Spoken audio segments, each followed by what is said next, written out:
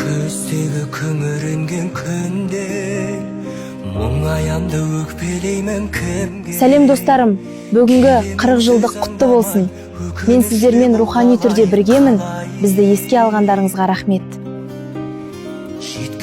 Сәлем класстастарым, 40 жылдық құтты болсын. Аман болыңыздар. Мені еске алғандарыңызға рахмет. Мен сіздермен рухани түрде біргемін. Сәлем достарым, 40 жылдықтарым құтты болсын. Мен сіздермен рухани түрде біргемін. Мені еске алғандарыңызға рахмет.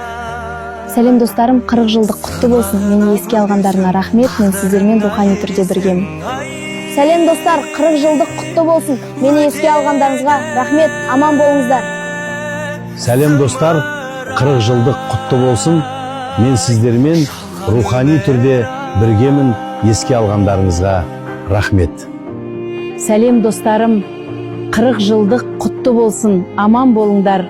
Мен сіздермен рухани түрде біргемін. Рахмет сіздерге.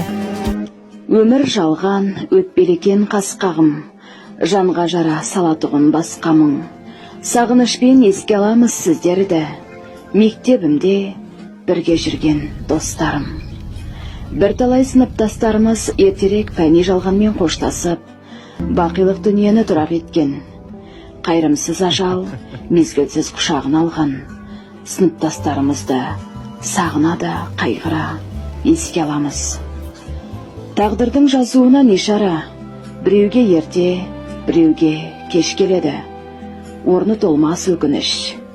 Қайран, осы достарымыз аман болғанда, әлі де бір қатар игілікті істер атқарар еді. Амал не, бәрі де бір Алланың қолында. Дегенмен өкініштің ізі өшпейді. Жатқан жерлері жайлы, топырақтары торқа болсын.